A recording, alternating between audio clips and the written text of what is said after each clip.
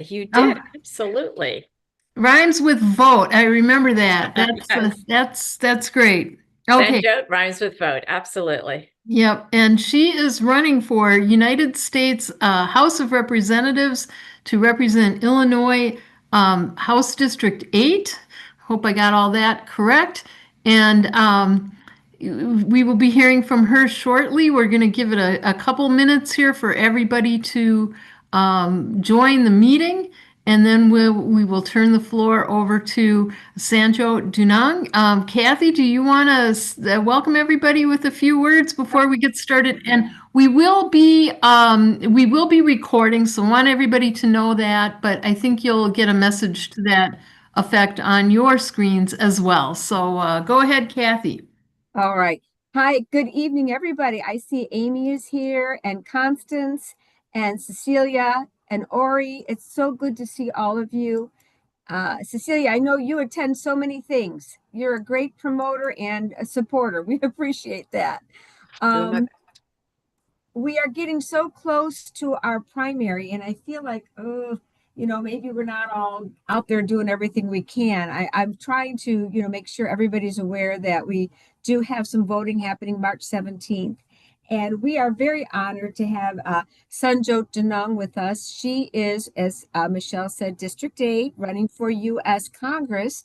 And she's bringing something other than being a lawyer. She has a master's degree, and her master's degree is very interesting. She went to Thunderbird University, and I did a little bit of reading from the Universal News Network. A very nice article about you, Sanjot, that you really love collaborating with people of all different global aspects all over the world. She's a problem solver. She's an entrepreneur. Sanjot is the CEO of Atma Global, which is an ed tech company that works on solutions for businesses and public institutions. She also works with schools. So she is one of those that when I listen to her talk, she's into the world of the future when it comes to tech, understanding how that can work for all of us. And she wants to make the American dream a possibility, but with practical common sense solutions and efficiency in government. She is the mom of three children, three boys, a single mom, one of them in the military. And she's also cared for elderly parents and handicapped. So she's had her feet in a lot of worlds that women are in. yes. And she wants to take it further and represent us in Congress. So I introduced you very happily to Sanjot. Thank you. Thank you so much, Kathy. And thank you to everyone. It's wonderful to at least see a few familiar faces and names. And I know that we're being live streamed and also taped. So thank you to everybody who will at some point take the opportunity to hear a little bit. I know that the first part will be taped, and then we'll have an opportunity to talk more about questions. But I welcome everybody to reach out through our website. I did throw that into the chat. So there is a talk to me. I do actually respond to those. So as Kathy said, I grew up in Des Plaines. I came here as an immigrant at the age of 6, and my parents instilled in me the issues and sort of the characteristics of and the values of hard work, service, and really the promise of America.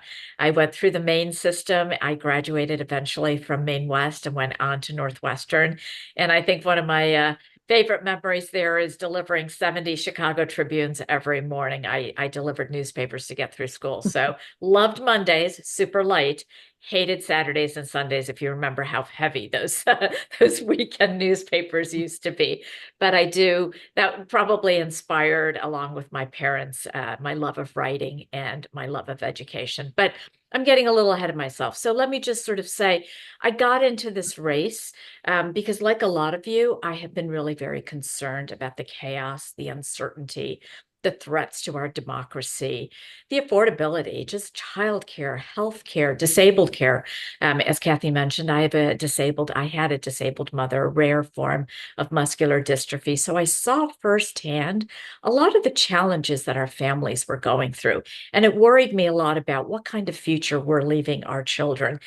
With three boys that are now young adults, with my youngest in the Air Force, it's very relevant to me to really make sure that we're thinking ahead decide, not just a year from now, but 10 years from now. What kind of society do we want to build? And I got very frustrated with the lack of what I would call common sense solutions. Our problems aren't small, but they're solvable. And that's why I really decided to get into this race.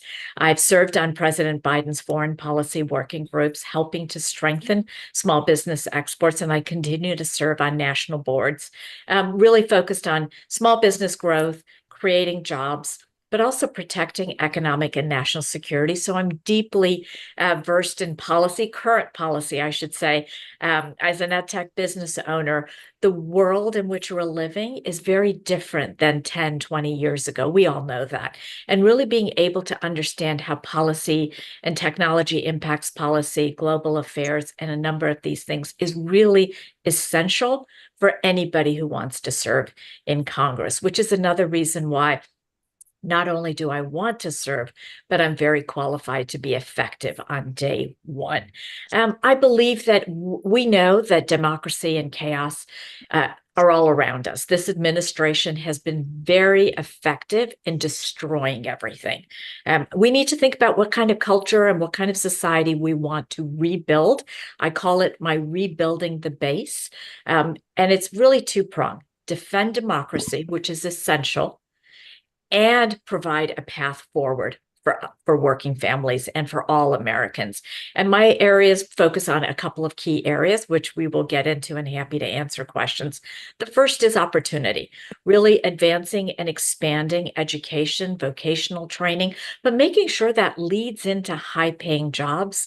We know that right now everything's being disrupted, whether it's technology, whether it's geopolitical issues, whether it's supply chain. So really making sure that everyone has the tools that they need to be able to get a good paying job and have a career going forward, whether you're just coming out of 12th grade, whether you're considering a 2 or 4-year college degree, whether you're looking at vocational training, or whether you've been displaced mid-career. I built a company on lifelong learning.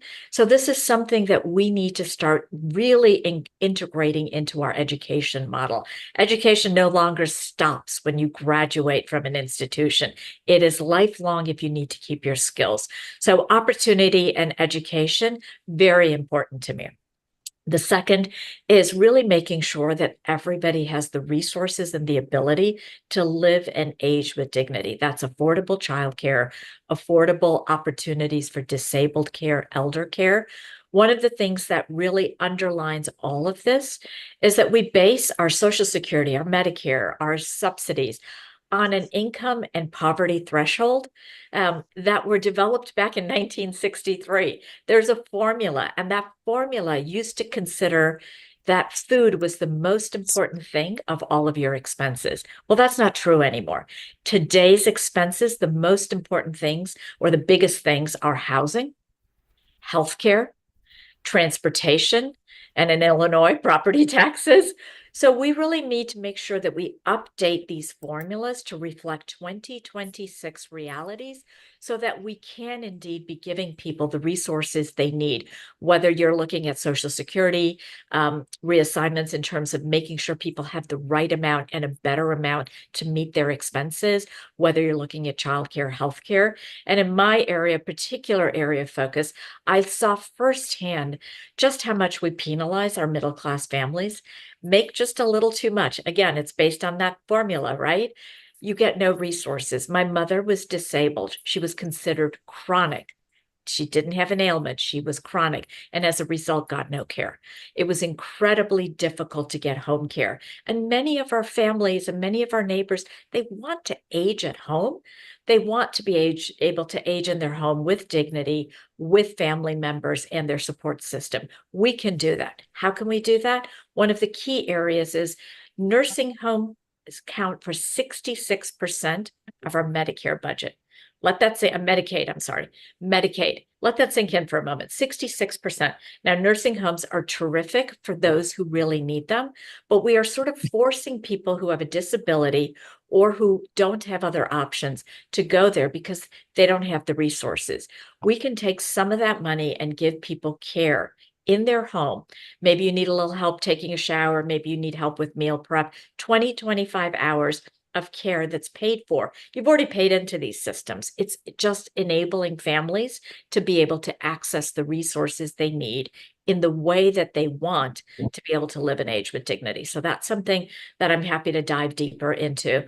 And the last is something that's very near and dear to my heart, and that is pro-legal immigration reform. We see the chaos all around us, but this didn't happen. ICE overreach, this horrific ICE overreach, didn't happen in a vacuum. It didn't happen overnight. It is the result of 20 years, maybe even longer, but 20 years of both parties failing to pass immigration reform. We knew it was a problem 20 years ago, and both parties did not come together to begin to solve this.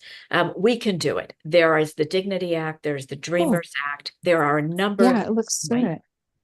good. We can Do you like it? It's like compressed, but we can definitely make sure that everybody has fair, legal, fast ways to get visas, green cards, and citizenship.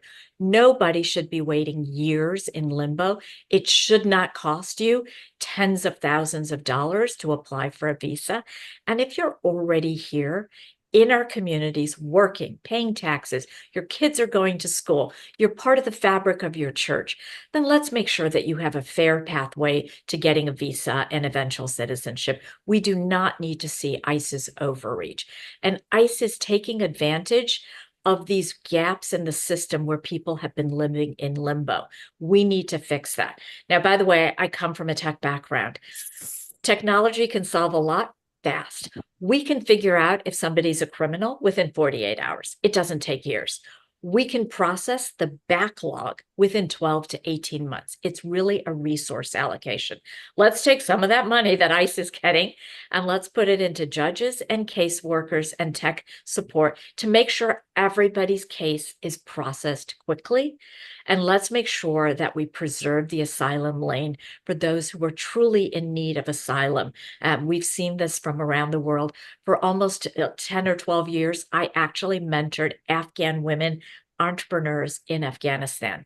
There were definitely people who needed to have the asylum lane available to them, and that those lanes were clogged up. So we need to make sure we strengthen the immigration system, we make it easy for people to apply legally, and we definitely make sure that we introduce competence. I actually wrote a Substack on it, and it's called Chaos is a Choice and Competence is Too.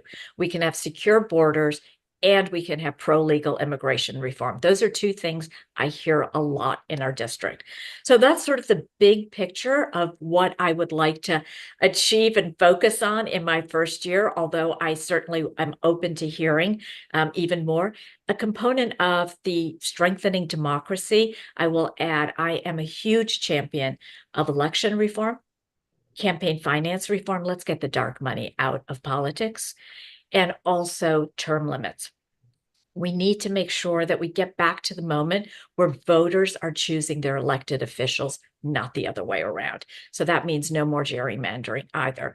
There are a number of policy things, and I know I threw a lot at you, but overall, my focus is we need to make sure that we strengthen democracy, provide a path forward so that we restore trust, and we can make sure that an administration like the one that's currently in power never comes to power again. And we can only do that if we give people the hope and the resources to be able to live a productive and happy life. So with that, I want to say thank you to listening, and I'm really super eager to hear your questions, and I welcome it. My website is in the chat, and I look forward to hearing some of the questions. Very good. Sure, we'll go ahead and take people who've got their digital hand raised. If you are unaware of how to do that, you go under React, which has a heart there, and you raise your digital hand. And I see Constance has her hand up, so we're going to go to her first, and then Eric Camarago after that. Absolutely. And Constance, if I can just answer one of the questions that is in the chat. Yes, I have filled out every questionnaire, including Vote 411. It should be online, I guess, soon. We've already submitted. And hopefully you've all seen that nice vote of confidence today in the Chicago Tribune. So I'll talk more about that. Constance. I so share the goals that you've laid out, and I think we're all more sensitive now to the need for immigration, massive immigration reform. But we've also seen, especially in the last year, how well, I think to your point, longer than that, how immigration has been used as a political football. Yes. So how can we get out of that? Because there are votes on both sides, apparently. So how can we break that pattern of making immigration a political football and actually bring our heads together to find ways for the kind of immigration terrorism that's going on to never happen again? Yeah, absolutely. So I think the first thing is when we have the ball, I always like to say there's two teams and Sanjo, we have to you, push through immigration reform to make sure that we fix it. The Dignity Act is something that I would support right away. It is ready, it's willing, it's got bipartisan support. It's got over 100 folks who have signed it in Congress. The DREAM Act. Why are dreamers still dreamers, and why weren't they citizens years ago? They should be our neighbors without being a special classification. So this is where it comes down to, there have been moments where we had both the Senate and the House, and we did not push through because it wasn't a political priority. And I'm saying it has to be. We now see what happens when it is not a political priority, this horrific overreach. So how do we do it? A couple of things. One, we need to talk common sense, right? I hear a lot in our district. We don't want open borders, and nobody wants open borders. People who actually come through the border would tell you they would rather not have to do it. And let me explain one of the reasons why. This is something I learned over the last few years working with the administration and some of the policy issues. We inadvertently created a smuggling ring. Families were paying $10,000 a head to get family members to come through the Darien Gap. Now, if you're from West Africa, or you're from India, or you're from China, or Ecuador, or Chile, that's a lot of money, right? We inadvertently created a black market for people to be smuggled across. And we need to understand that that was also wrong. Why did we have that problem? Why did this all sort of bubble up? Well, in Trump 1.0, he hollowed out the State Department. 1,000 State Department officials were fired. And basically, he took out, and he continued in this administration, this term, they've hollowed out all of the visa processing in country. So even those who want to follow the rules don't have a mechanism to do that. And that's what we're not paying enough attention to. And that's why I said we need investment in judges and caseworkers. If you're in your country and you have access, and you should have access to a State Department office, people shouldn't be waiting 4 months. I hear from people, we had a grandmother who couldn't come to a wedding. We had somebody who couldn't get their fiance over. And it isn't just necessarily people who are from that country. Today, people mix and match. They meet people online. There's all sorts of multicultural and cross-cultural relationships, which I think is wonderful. It affects everybody. So the first place we need to do is actually invest in country. It also is technology. I will tell you, in some countries, visa appointments are being slated for 2027. We're in February of 26. You have to wait a whole 12 or 18 months. That's a backlog. So let's use technology and resources to fund those judges and caseworkers. But let's also talk about common sense solutions. I think what happens is when this administration tries to trigger the opposition, that would be us on occasion, he uses language. Don't fall for it. I tell this to young people all the time because they're always on their doom scrolling of social media. There's a lot of bait out there. Don't fall for the bait. Engage with neighbors, engage with people who think differently, and let's recognize, because most people do, that the ICE overreach is way too far. It's horrific, and it's had deadly, deadly consequences, and it's wrong. And I think we can win a lot of people for that. thank you. Thank you. Okay, Eric, go ahead. Hello. Hi. So just want to introduce myself a little bit. My name is Eric. I am currently a student at Lake Forest College. but I am part of an organization called Turn Up, which is basically like a youth organization that wants to encourage youth to vote. Yep. So my question, I think you already tackled on this a little bit, but my question is, does social media strengthen democracy by expanding participation, or do you think it weakens it by like amplifying misinformation and polarization? Social media. Yeah. Yeah, so it amplifies it, right? We know that the algorithms are already triggered to sort of be the most, to get the most attention, to sort of be clickbait. I will tell you, a couple of years ago, I've seen a couple of studies over the last few years on the national security side. TikTok was intentionally being used by our adversarial countries around the world, China in particular, for example, but not just China, Russia, Iran, to sow chaos. And you don't need to defeat your enemy. If anybody has read the old ancient Art of War by in the Chinese Art of War, you know that you don't need to take up arms to defeat an enemy. You can just sow chaos and discord. Well, they've succeeded. And that's why I tell young people, don't fall for the bait. So part of it is we do have a TikTok bill. I'm not so thrilled with the solution because we know this president has his fingers on the back end of the corruption of it. But it's better than the algorithm and the back end data sitting in China. But we know that the algorithms continue to be used to sow discord, to spread disinformation. And so I often tell people, make sure that you get your resource of information from multiple sources and not all online, because that's the way you can check. You mentioned, Eric, that you're a student, which I think is terrific, and you have a student group. As an educator, I write textbooks too. One of the things we need to do is also strengthen our curriculum so that people have their own knowledge tools and their own tools to be able to decipher what's factual and what's not. If you're learning about history from TikTok, we got a problem. And that's what's been happening. And so we need to be able to address that a little bit as well. But that's did I answer your question, Eric? Yeah, your answer was really well thought out. So Yeah, and thank you very let much. me add one more if I don't go too wonky. So there is one more thing that I do want to do, is to start holding tech companies accountable for this disinformation. There's a quirky provision called Section 230.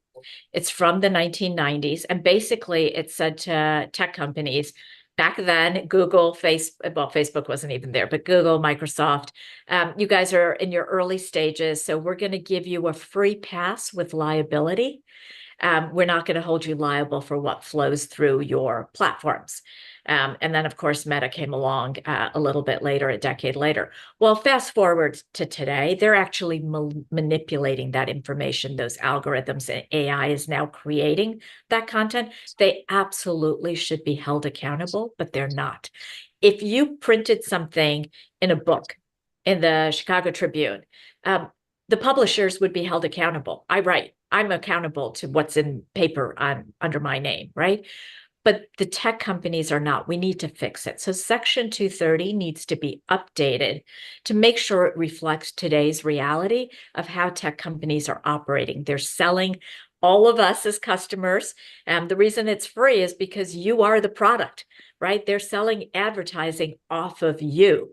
So we need to make sure that we address this before AI gets in the game and starts to do the same and abusing those. I strongly believe in private sector solutions. I'm a small business owner, but government's job is to keep us safe and to make sure those guardrails are good. And this is one of those areas where we need some good guardrails.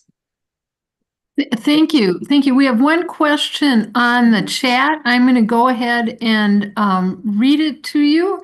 It says here, let me get this my chat thing. Several mental health professionals, including Trump's niece Mary, have said that Trump has malignant narcissism. White Christian nationalism is a narcissistic system. If in Congress, how would you resist against a system that believes it is always right and will not negotiate? Business as usual and reaching across the aisle doesn't seem to work in this type of system. So what can we do? I would agree with you on all of those points. So you're absolutely right. it's almost like a cult, right? We know that Trump is a rare, thank goodness, political figure, and he gets some sort of allegiance that no one else has ever done. So that is absolutely true. The man has been impeached twice. He is a convicted felon, and yet he still won the majority in 2024. So I often say we need a new playbook. We also know that we have information silos. So we're here on a call and we're having a conversation today. And there's a whole group of people who are in a whole different information bubble who are not seeing anything other than Fox, and they don't have access to other information. I'm sure you all know, but yesterday's Super Bowl is a really good example. There were two halftimes. There was the halftime that everybody was watching, which was Bad Bunny and enjoying. And then Charlie Kirk's World had Kid Rock on in a whole different halftime. And there were 6 million people who watched that. So I'm really about how do we reach those people? Not so much how do we reach across the aisle, but we need to reach those people to say, hey, listen, we share common values in a few things. Let's focus on that. We know we all want higher wages. We know we want better communities for our families and our education for our kids. We know we all want to make sure that the water that comes out of our taps is clean. We know that we want clean parks. Where can we find common ground is a way that we can begin to rebuild trust with the people that we don't get to talk to. They are not tapping into our information flows. They are not tapping into how we're communicating. And that's one of the reasons why I want to go after the tech companies, is I want to see if we can start to break apart those information silos so that we do start to make sure that we're talking to people from every background. Building bridges is something I've done my whole life, especially with people with varying perspectives and with very, very different priorities. The goal is to always focus on what are our shared commonalities and how can we get that. If our goal is to win in 26, but also to make sure we win in 28 so that we are not dealing with a President Vance, then we need to be thinking more long-term than just this year. And that's what I'm basing my remarks on, but that's how my whole campaign is, rebuilding the base. Sandra, I'm going to ask a question of my own, and then we've got one more on the chat. And after that, I think we are coming up on our time, and we're going to turn over to Maria Gallo. But my own question is this: if you are in Congress today, how would you be voting on the SAVE Act? I would not be voting for the SAVE Act, right? I think that the SAVE Act is not intended to do what they think it's going to. And let me give you a tiny story.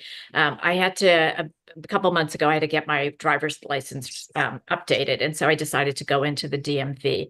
And ahead of me was a gentleman who was born and raised in our community, probably in his 60s. And he was arguing because he had no birth certificate. He had no form of ID that they considered acceptable because he's born here and, you know, maybe the family moved around in houses. So he would actually be disqualified by the SAVE Act from voting. I don't think that was the intent of what the Republicans are. It is a bill that is ill-intentioned. It is not intentioned to make people be able to vote easily. And I brought that example up to say just how it could backfire on them. Listen, I believe everybody has the right to vote. I almost think they have the responsibility to vote. That's part of being a democracy, is actively participating. We need to make it easier. I want to make sure that everybody can vote no matter what. I think we've done a great job in Illinois. I'd like to see that at the federal level as well. Thanks. Kathy has a question in the chat. Kathy, do you want to just go ahead and ask it? Yes, Sandra, we just love everything you're saying, and we just want you to become president. Just let's get this all moving in the I right wasn't born here, so despite Trump's but thank you for the vote of confidence. What area in Congress you picture yourself, and I'm sure you do picture yourself your first day. What would you like to see yourself focus on first and kind of have a little bit of success, or be able to talk with others and help them understand maybe a different point of view or a different way of looking at things? Absolutely. Well, I believe that delivering solutions is one of the best ways to help build those bridges. So the three ideas or the three policy areas that I spoke about will be areas that I can actually deliver. I pick those because I know this is a 2-year gig. I hope to get the first 2 years and then to renew, but I can deliver better learning opportunities, investments and grants in our training programs, the vocational training programs. I can deliver that. So that's an area where I want to do. I've already been in conversations with Age Options. My mom used to be on the board. I know Diane Slezak quite well. We've been talking about what are incremental base hits so that people have those resources to live and age in home. That's something I can deliver in the first 2 years. And by the way, these are things that are not red or blue, right? These are things that everybody wants. And the pro-legal immigration reform, I think people are fed up now. They're fed up enough to want to see something happen definitively. Hopefully there is no Speaker Johnson to be standing in the way of actually delivering proper immigration reform and ICE accountability. And I think that's one area. So those are three big areas, but I'm a workhorse. And anybody who knows me, I'm a 24/7 person. So I would look to continuously be looking at what are the key priorities, the key problems, energy, housing. I have a plan. It's a little bit longer term to bring prefab housing into Illinois. It's a cheaper way. It is not the do-it-yourself on Amazon. You do need union labor, but it is cheaper. It's a great way for starter homes for a lot of people that I hear can't afford that first home, but want to come into our communities. They like the schools, they like the community. So there's a couple of things that I think we can bring the investment in, but it may take 2 or 3 years to see the impact and things like that. Thank you. Hey, I'm an engineer, and I wanted to build a factory-built house when I moved here. It just I couldn't find anyone who could do it. It was it's certainly higher quality and much faster. And you're absolutely right. My dad was an architect. And he had solar panels on our house and displays long before everybody was talking about solar. So I grew up with energy conservation, being climate friendly. That's part of sort of the stories that I learned at his knee. And part of the reason why we don't have those kinds of industries, Michelle, is because we've made it difficult. I'm sure some of you have heard of abundance. We inadvertently create rules and regulations that make common sense programs hard to implement. And that was one of the challenges from the Biden infrastructure bill, which was really well-intentioned, long-term, protect the economy, build our infrastructure, and protect climate. But there were some of those snags that if we can just pay attention to and make sure that we invest in, we will be able to see some of that implemented. Right, like hyperlocal building codes that that change every time you cross the street. Right. Exactly. Like gerrymandering. Right. Wow, what a great discussion with Sanjot for Illinois U.S. Congressional District 8. We hope to see you all at the primary coming up here. If you vote by mail, you probably already got your ballot. I know my husband does vote by mail, and we have looked that thing over, and we know who our candidates are going to be. And we are very excited. I like to vote in person. He likes to do the mail-in, and we are going to drop his ballot off into a ballot box. That's what we've decided to do to get around that postmark problem. So there it is. I would love to see the John Lewis. I think that was a question. I would love to see that passed over the finish line. I think part of what we need, a lot of people talk about being a fighter, but I hear a lot from people in our district. They're like, yeah, we know what the Dems are fighting against. What are you fighting for? And I think that the answer is that we need to fight for solutions, and we need to be fighting to actually deliver it. So, some of these programs, we cannot take no for an answer. I'm an innovator. My company won Fast Company's most innovative, small and mighty. And I'm quite short for those of you who've met me in person. So I wear that badge with honor, but it's a different mindset. Congress has 40% lawyers, have a lot of great friends who are lawyers, but that's over-indexed. And lawyers have a different mindset. They're all about containing and making sure that there's no leaks and lots of boundaries. Innovation mindset is not about can I do something? It's about how can I do something? So when you say to me, can we pass the John Lewis Act? Can we pass immigration? The answer is, how can we pass it? What do we need to do? Who do we need to build bridges with? How do we communicate with the American public so that they know that this is good for them? And I do want to say one thing. Are we close to the end, Kathy? I'm not sure. Michelle? Yeah, yes. So I want to share some information about our campaign, but it's got a message for all of you across the board. First off, I'm super pleased that the Tribune today acknowledged our momentum and had some kind words. So I would have loved the endorsement, but that didn't come, but that's okay. We'll take number 2. Our polling shows that I am in number 2 and neck with 2 others, and distinctly different. I am 3 points away from beating Melissa Bean.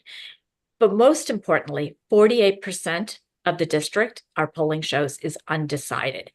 So for those of you who are still curious about who you're going to support, or if it seems that her campaign with all the mailers and all of the advertisements is a fait accompli, it is not. So this is a chance for our district to make sure that we choose who we want. So I urge you, I hope to earn your confidence, your trust, and your vote. Please check out my website. I'll give you my information and feel free to reach out. But the most important thing is to know that this is still a race. It is still competitive, and there's still opportunity. And I want to say I'm with Citizens for Ethical Campaigns, and we are asking the candidates of all levels to sign the Illinois Code of Fair Campaign Practices. And Sanjit, I was at a forum and she signed it right there and then. So she is a candidate who wants to run an ethical and is running an ethical campaign. She's not going to slander other people. You see how things can be done better. And that's what you're focusing on. I like to practice what I preach. So Yes. Term limits, ethics, you will see that from me. I will also say that I don't have all of the answers. I am a social scientist. We talked a lot about the future, but I don't have all the answers, but I have an ear, and I'm really eager to listen and to collaborate with all of you, because this only works if we work together. So feel free to reach out, give me your ideas, give me your feedback. I will not vote in alignment with a caucus. I will not have ideological purity. People ask me that all the time. I will vote on what is right for the people of our district.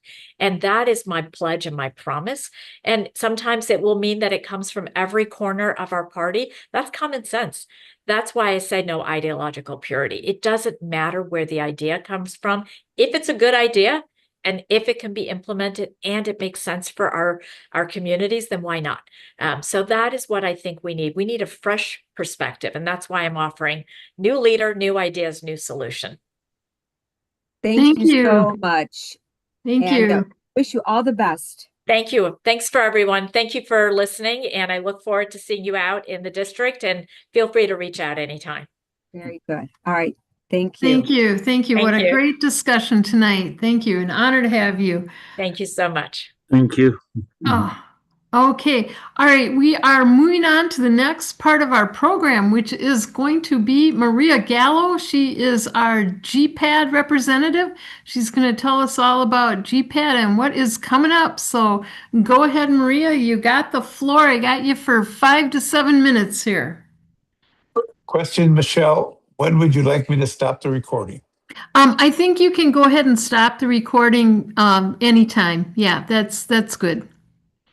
And so thank you. And then just to give everybody, since we didn't do the agenda at the top of the hour here, after Maria, Bill Davis is